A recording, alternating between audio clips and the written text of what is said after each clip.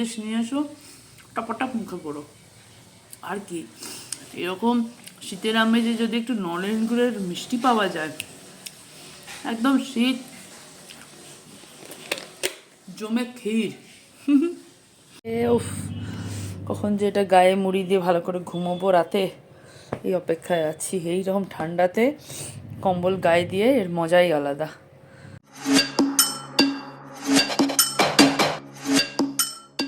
Good morning সবাইকে। সকাল সকাল দেখো আমি সোয়েটার পরে নিয়েছি, তাহলে বুঝতেই পারছো প্রচণ্ড ঠান্ডা। আর সেকে নিচ্ছি আমার ব্রেকফাস্টের জন্য। আজকে আমি পাউরুটি আর দুধ খাবো, মানে ব্রেড বাটার অ্যান্ড মিল্ক, এই হবে আমার আজকে ব্রেকফাস্ট। তো তারপরে আজকে একটা সিম্পল বাট স্পেশাল একটা রান্না করব। সেটা কি জানতে হলে ফুল ব্লগটা দেখতে হবে তোমাদের। খুব সহজ পদ্ধতিতে সুন্দর রান্না, খুব টেস্টি, আর আমার এই সর্দি মুখে খেয়ে একদম মুখ ছেড়ে যাবে, সেই জন্য তোমাদেরকেও বলছি অবশ্যই ট্রাই করো। তো চলো আমি এখন পাউরুটিটা সেঁকে নিই। ওকে, এবারে পাউরুটিতে একটু বাটার লাগিয়ে নিচ্ছি। ভেবেছিলাম 4টে খাবো, তারপর আমি থাক, সকাল সকাল আজকে রান্না তো হয়েই যাবে। তো 3টে পাউরুটি আজকে নিয়ে সেঁকলাম, দরকার নেই।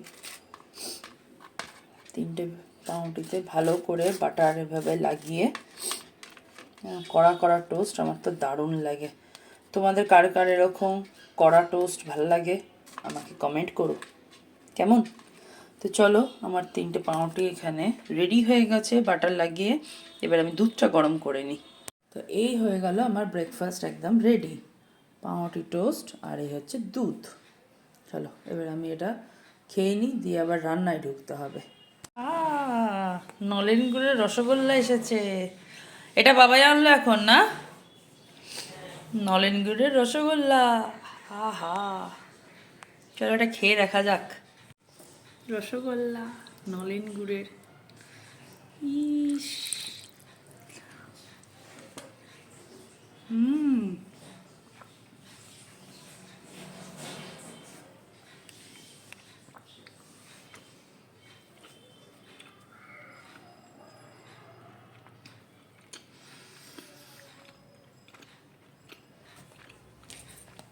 আমার মতন কে কে নলেন গুড়ের রসগোল্লা খেয়েছো এই শীতে কমেন্ট করো। আর যদি এখনও খাওনি তাড়াতাড়ি যাও, নলেন গুড়ের রসগোল্লা নিয়ে আসো, সন্দেশ নিয়ে আসো, টপাটপ মুখে পড়ো। আর কি, এরকম শীতের আমেজে যদি একটু নলেন গুড়ের মিষ্টি পাওয়া যায়, একদম শীত জমে ক্ষীর। চলো, এই 4টে পেঁয়াজ নিয়ে নিয়েছি, এবারে এই পেঁয়াজগুলোকে ফালি ফালি করে কেটে নেব, তারপর আবার ফিরছি কেমন।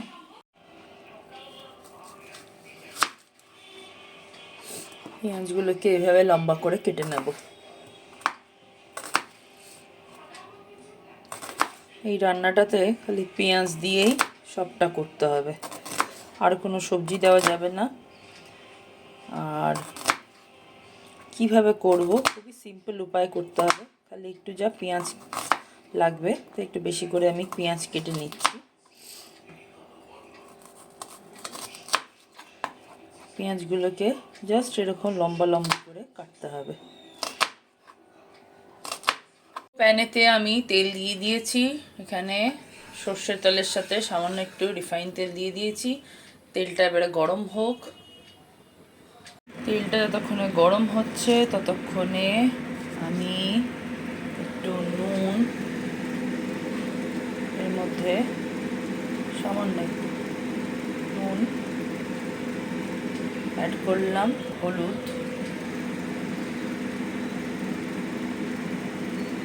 দিলাম। এবারে ভালো করে হাতে করে মাখিয়ে নেব। আর পেঁয়াজ তো এখানে কেটে রাখাই আছে, এভাবে ভালো করে মাখিয়ে নিচ্ছি। 2টো ডিম সেদ্ধ করে রেখেছিলাম আগেতেই, ডিম সেদ্ধ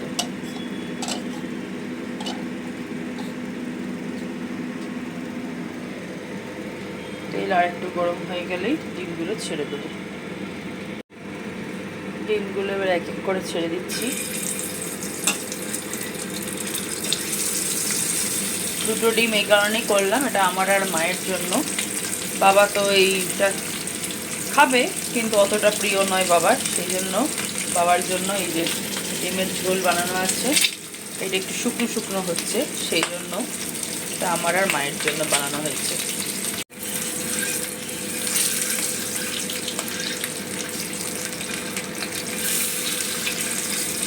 ডিমটাকে ভালো করে ভেজে নিই, লাল লাল করে ভাজলে খেতে খুব টেস্টি হয়।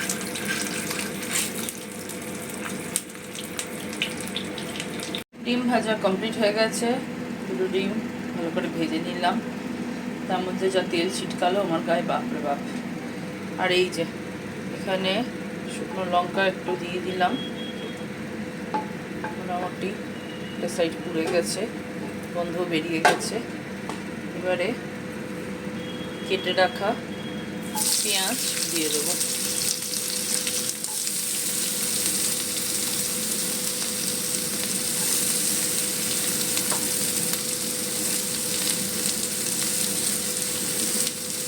এই রান্নাতে পেঁয়াজের ওপরই সবটা, মানে এটাতে কোনো ঝোল হবে না, তাই জন্য যত বেশি পেঁয়াজ দেওয়া যাবে ততই খেতে সুন্দর লাগবে। পুরো শুকনো শুকনো রান্না হয়। এখন পেঁয়াজগুলোকে ভালো করে ভেজে নিচ্ছি।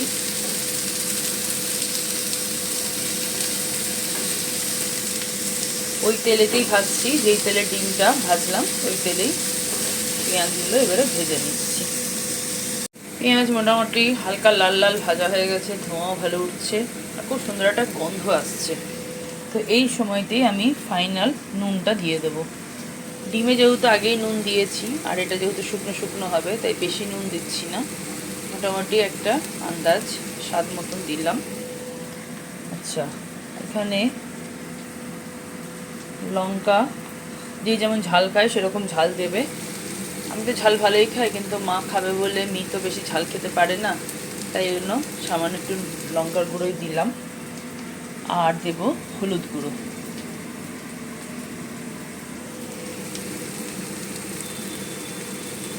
এতে চিনি টিনি দেওয়া যাবে না, কারণ এটা একটু ঝাল ঝাল খেতে হয়, এর মধ্যে চিনি দিলে স্বাদটা অন্যরকম হয়ে যাবে। তবে যারা একেবারেই চিনি ছাড়া কিছু খেতে পারো না, তারা সামান্য একটু চিনি দিতেই পারো, তা আমি এটাতে চিনি ব্যবহার করি না। তো এইভাবে সুন্দর করে একটা ভাজা করে নিচ্ছি। পনিরের যা গন্ধ বেরিয়ে গেছে ব্যাপক।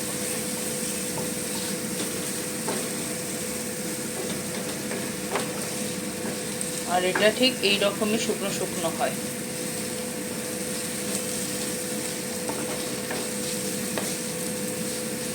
এবারে এর সাথে আমি ভেজে রাখা ডিমগুলো দিয়ে দেবো, সব একসাথে এবারে ভাজবো। এটাতে কি হবে, ডিমের মধ্যেও এর স্বাদটা পুরোপুরি ঢুকে যাবে। এই রেসিপিটার নাম হচ্ছে পেঁয়াজ ডিম।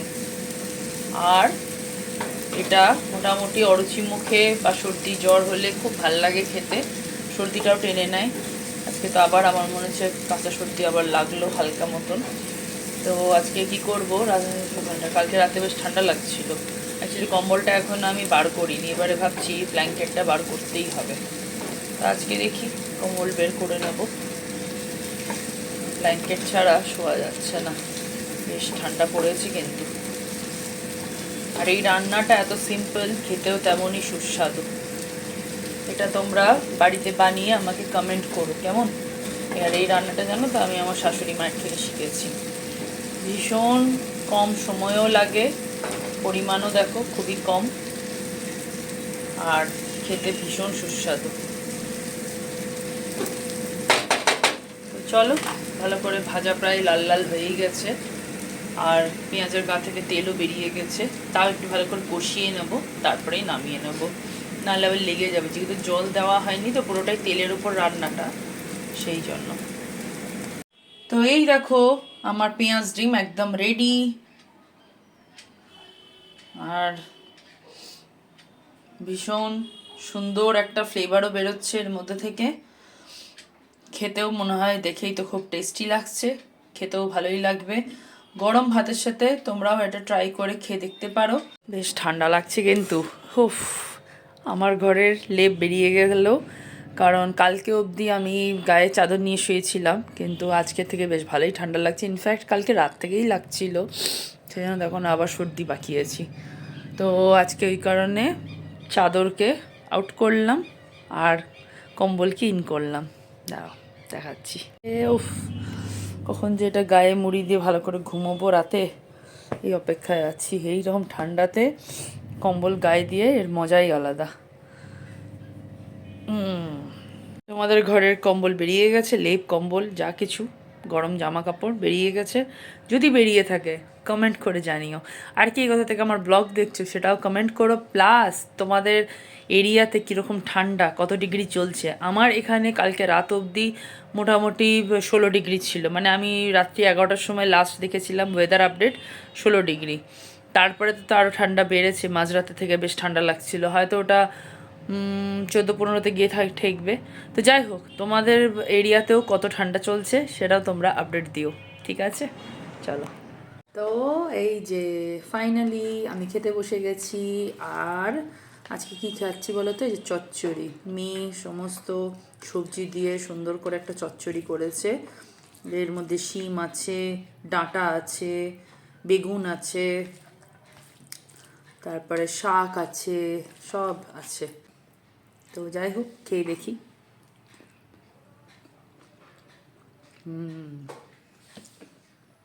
তার সাথে লঙ্কা। এবার আমার পাতে চলে এসেছে কি বলো তো, কালো কালো দেখে কি মনে হচ্ছে? আচার? না, আচার নয়, এটা হচ্ছে মাছের তেল। মাছের তেল ভীষণই সুস্বাদু একটা খাবার। আর আমাকে মাছ তোমরা যা দেবে, যেভাবে দেবে আমি সেভাবে খেয়ে নেবো।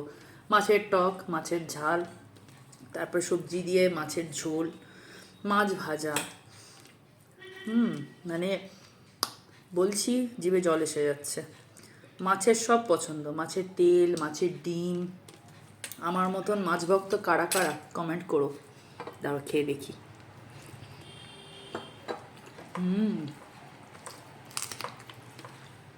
দারুণ। পেঁয়াজ দিয়ে মাছের তেলকে এভাবে ভেজে খাবে গরম ভাতের সাথে, অপূর্ব লাগে, অপূর্ব। এবার যার অপেক্ষায় ছিলাম সকাল থেকে, পেঁয়াজ ডিম আমার পাতে উঠে এসেছে। পেঁয়াজ ডিম সঙ্গে লঙ্কা, এই যে লঙ্কা ভেজেছিলাম সেই লঙ্কা।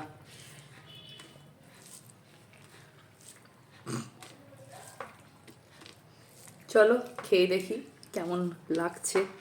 আহা কি গন্ধ!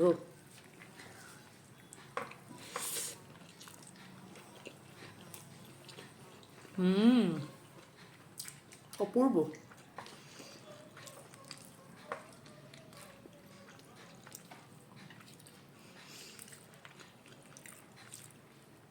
এই খাবারটা তোমরা একবার ট্রাই করো, তারপর আমাকে কমেন্ট করে জানাবে তোমাদের কেমন লাগবে।